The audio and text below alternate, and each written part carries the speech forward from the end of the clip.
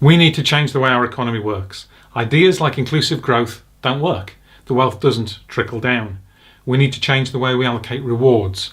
Wages need to be higher and profits need to be reinvested back into local communities. Some of that involves changing the banking system, and I've spoken about that in other videos. So how do we do it? Well, the NHS, schools, universities, these are anchor institutions. They're organisations that are based in our region because they serve the people of our region. The public sector spends over $3 billion in the North of Tyne area. We can direct where that money is spent.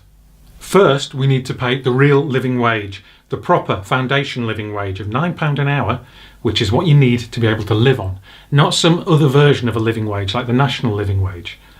And we need to look at the procurement to audit where our supply money is being spent. We need to use the Social Value Act to make sure that all of these suppliers are employing people on permanent contracts and paying decent wages. And we need to break contracts down so that they're small enough for local businesses and worker-owned businesses to be competing for them.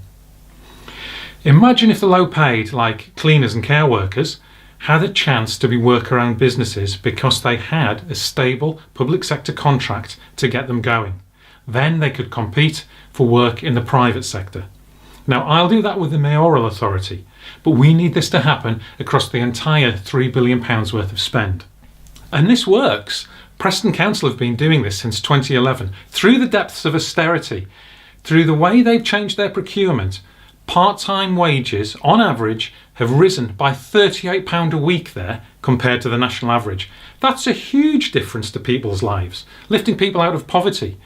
And all of the extra money going into their pockets would have been going off into corporate profits. We've got loads of money in this country. We just need to make sure it's going to the right places. It needs to be going into the pockets of the many and not the few.